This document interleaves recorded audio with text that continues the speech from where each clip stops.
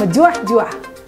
Seputar informasi pemerintah Kabupaten Dairi selama sepekan akan kami rangkum pedas 10 edisi minggu kedua Maret 2022. Bersama saya, Nova Juliana Syanturi, Kepala KPPN Sidikalang. Inilah berita selengkapnya.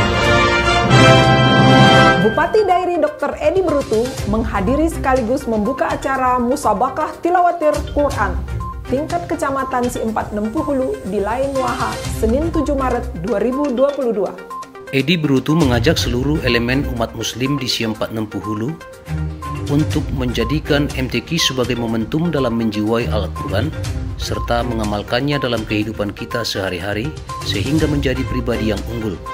Hal tersebut dikemukakan Bupati saat membuka acara MTQ ke-8 tingkat Kecamatan Si4 Nempuhulu di Desa Lain Waha. Bupati berpesan dalam momentum MTQ ke-8 ini, masyarakat ikut serta berpartisipasi mensukseskan program-program pemerintah Kabupaten Dairi, terlebih saat ini masih dalam masa pandemi COVID-19, agar harapan bersama akan terwujud dengan kegigihan dan semangat yang tinggi. Tentunya juga dilakukan dengan hati yang ikhlas. Informasi selanjutnya, pemerintah Kabupaten Dairi telah melakukan beberapa kegiatan pembangunan di Kecamatan Tanah Pinem pada tahun 2021, diantaranya memperbaiki sarana dan prasarana pendidikan di SD Pamah dan renovasi SD Sinar Pagi. Hal itu dikemukakan oleh Bupati Edi Brutu saat kunjungan lanjutan di Kecamatan Tanah Pinem Senin 7 Maret 2022. Usai melakukan kunjungan kerja sebelumnya di Desa Alur Subur, Desa Liang Jering, dan Desa Lau Johar II, Bupati Edi Brutu melakukan kunjungan kerja lanjutan ke Kecamatan Tanah Pinem, tepatnya di Desa Pamah. Di sini beberapa pelayanan langsung dilakukan oleh pemerintah Kabupaten Dairi, diantaranya pelayanan administrasi kependudukan, pelayanan vaksinasi COVID-19 kepada masyarakat, dan pelayanan KB. Di sela kunjungannya, Bupati mengatakan tahun 2022 ini akan dilakukan perbaikan jalan di beberapa desa di Tanah Pinem, diantaranya Hotmix Jalan Simpang Pamah Laupaske, Simpang Laupaske, Simpang Manganmoli, serta pembukaan Jalan Desa Harapan yang akan dibantu oleh TNI. Masih seputar informasi kunjungan kerja Bupati, Dr. Edi Ate Brutu melanjutkan kunjungan kerjanya dengan bertemu masyarakat Desa Pasir Belang pada Senin 7 Maret 2022. Setelah melaksanakan serangkaian kegiatan kunjungan kerja di Desa Pamah, Bupati melanjutkan kunjungan kerjanya di Desa Pasir Belang, Kecamatan Tanah Pinem. Di hadapan masyarakat, Bupati menjelaskan penanganan COVID-19 menelan banyak anggaran sehingga beberapa pos anggaran mengalami pergeseran. Namun perlahan upaya terus dilakukan. Tahun 2021, beberapa bentuk pembangunan telah terrealisasi, yakni pembangunan sarana dan prasarana sekolah SD Negeri 030442 Pamah, penambahan ruang kelas baru di SMP Negeri 1 Tanah Pinem, dan rehabilitasi SD Negeri Sinar Pagi. Di bidang pertanian, yakni penambahan benih jagung P32, dilanjutkan bidang kesehatan, yakni pengadaan sarana cold chain and cocaine carrier, pembangunan tembok penahan insenerator Puskesmas Kutabulu, rehabilitasi Pustu Pasir Tengah, dan rehabilitasi Pustu Kuta Gambir. Sementara untuk tahun 2022 ini, pembangunan infrastruktur yang akan dikerjakan yakni Hotmix Jalan Simpang Pamah Laupaske, Hotmix Jalan Simpang Laupaske Simpang Manganmoli, pemeliharaan periodik Jalan Namo Sanggar, Liang Jering, Siudang-Udang, pemeliharaan periodik Jalan Hutaim Baru menuju Lau Primbon, dan pembukaan jalan di Desa Harapan melalui karya bakti TNI. Informasi vaksin. Akselerasi vaksinasi dosis ketiga atau booster masih menjadi fokus perhatian pemerintah saat ini. Agenda akselerasi vaksinasi ini pun merupakan rangkaian kegiatan dalam kunjungan kerja Bupati ke Tanah Pinem. Bupati Dairi Edi Brutu meninjau langsung vaksinasi booster dosis ketiga di Desa Manganmoli dan Desa Pasir Tengah Selasa 8 Maret 2022. Kunjungan pelaksanaan booster ini dilakukan untuk memastikan agar masyarakat secara khusus pada lansia kebal terhadap COVID-19, khususnya varian Omikron. Edi Brutu mengatakan bahwa sesuai instruksi Presiden, proses vaksinasi saat ini sedang dikebut termasuk oleh pemerintah Kabupaten Dairi melalui strategi jemput bola. Masih informasi di seputaran Tanah Pinem. Kunjungan hari kedua di Kecamatan Tanah Pinem, Bupati Edi Brutu melakukan kunjungan kerja ke Desa Pasir Tengah Selasa 8 Maret 2022. Dalam kunjungannya, sejumlah kegiatan dilakukan Bupati, mulai dari meninjau pelayanan vaksinasi booster, layanan keluarga berencana, bertemu dengan masyarakat, jemput bola administrasi kependudukan, dan memasang patok proyek hotmix di Simpang Lau Peske, Simpang Pasir Tengah, Mangun Mulih. Disaksikan tokoh masyarakat dan kepala desa Pasir Tengah, Edi Brutu memasang patok pembangunan jalan di Simpang Lau Peske. Proses pembangunan akan dimulai bulan Juni sampai Juli setelah proses lelang selesai. Bupati menjelaskan, 2 tahun terakhir pembangunan di Dairi sedikit terganggu karena anggaran banyak dialihkan untuk penanganan kesehatan. Bupati berharap nantinya jika jalan sudah diperbaiki, masyarakat harus sama-sama menjaga. Dari Tanah Pinem, kita beralih ke Brastagi. Bupati mendorong masyarakat untuk membayar pajak tepat waktu. Hal itu dikemukakan saat Bupati melakukan pelaporan surat pemberitahuan tahunan atau SPT pajak penghasilan pribadi yang dilakukan secara online melalui aplikasi e-filing yang disaksikan oleh Kakanwil DJP Sumut 2 Anggrah Warsono dan Kepala KPP Pratama Kabanjahe R. Rahmat Adi Sukmono Kamis 10 Maret 2022 dalam acara Pekan Panutan Penyampaian SPT Tahunan. Pajak menjadi sandaran utama pemerintah untuk memutar dan menggerakkan roda perekonomian dan pertumbuhan pembangunan bangsa. Hal tersebut dikemukakan Bupati Edi Brutu saat melaksanakan pelaporan tahunan pajak penghasilan secara online melalui electronic filing. Edi mengatakan, dengan membayar pajak berarti masyarakat ikut mendukung pemerintah dalam pemulihan ekonomi nasional, baik itu pemberian insentif dan juga subsidi di berbagai bidang seperti pendidikan, kesehatan, pertanian, dan pembangunan infrastruktur lainnya. Edi Brutu mengapresiasi kantor pajak telah memanfaatkan perkembangan teknologi informasi melalui e-filing yang tentunya memudahkan masyarakat untuk melakukan pelaporan, terutama di tengah situasi pandemi COVID-19 saat ini. Mendampingi Wakil Gubernur Sumut Musa Rajeksah, Kepala BKKBN Pusat Dr. Hasto Wardoyo, Kepala BKKBN Sumut Muhammad Irzal, Bupati Edi Brutu turut serta melepas penarik becak untuk mengkampanyekan Stop Stunting di Lapangan Merdeka Medan, Rabu 9 Maret 2022. Pelepasan penarik becak tersebut merupakan rangkaian sosialisasi Rencana Aksi Nasional Percepatan Penurunan Stunting atau RUN PASTI.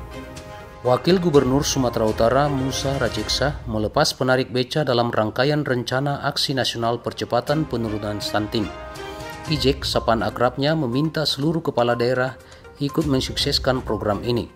Karena menurutnya, selain pembangunan infrastruktur, kepala daerah juga harus fokus pembangunan generasi yang lebih baik. Guna meningkatkan layanan publik saat situasi darurat, Pemkab Dairi segera luncurkan call center 112. Hal tersebut dikemukakan oleh Kepala Dinas Komunikasi dan Informatika Dairi, Arianto Tinambunan, dalam paparannya usai Coffee Morning di hadapan Bupati dan Kepala OPD terkait, Jumat 11 Maret 2022 di ruang rapat Bupati. Pemerintah Kabupaten Dairi akan segera meluncurkan layanan call center 112 untuk peningkatan layanan kepada masyarakat. Layanan yang rencananya diberi nama Dairi Siaga ini nantinya digunakan untuk melayani warga dalam situasi darurat yang telah memiliki layanan panggilan darurat 112. Layanan yang rencananya akan diluncurkan April mendatang, menurut Bupati harus dilakukan sesederhana mungkin, tepat sasaran, dan tentunya masyarakat pun harus memanfaatkannya secara bijak dan sesuai aturan yang berlaku. Tentunya konsistensinya harus terjaga dengan memberi respon pelayanan yang maksimal sehingga masyarakat merasa nyaman.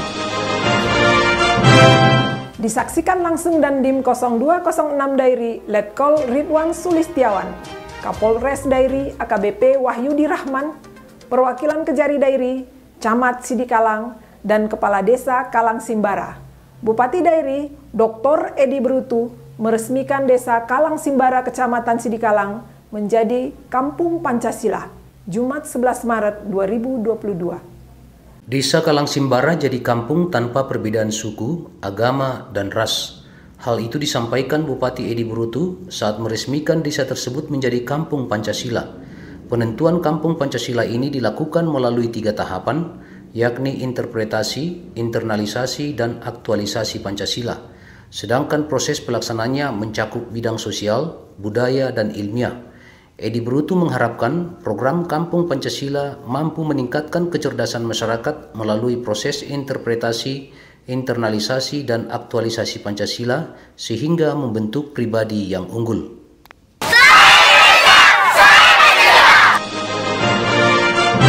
Kabupaten Dairi menjadi tuan rumah turnamen Geopark Caldera Toba Cup 2022. Bupati Dairi, Edi Brutu, berkesempatan melakukan kick-off pertanda dimulainya turnamen memperebutkan piala Erick Thohir di Stadion Utama Panji Sidikalang, Minggu 13 Maret 2022.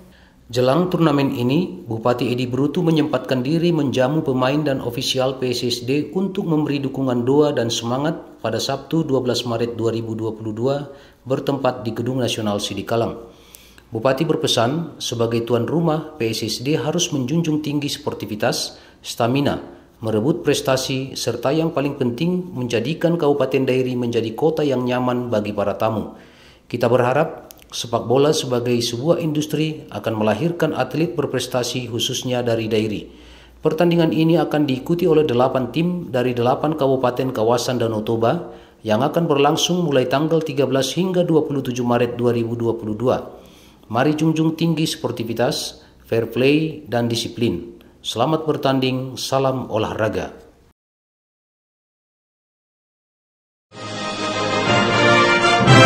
Dalam rangka mengembangkan kemampuan menulis para pelajar dan menumbuhkan kepedulian dari berbagai pihak, khususnya para generasi muda, terkait penanganan pandemi COVID-19 yang mengancam kesehatan, perekonomian, dan kesejahteraan rakyat, KPPN Sidikalang mengadakan Lomba Menulis tahun 2022 untuk pelajar SMP MTS sederajat dan SMA MA SMK sederajat se-Kabupaten Dairi, Kabupaten Karo, dan Kabupaten Pakpak Barat.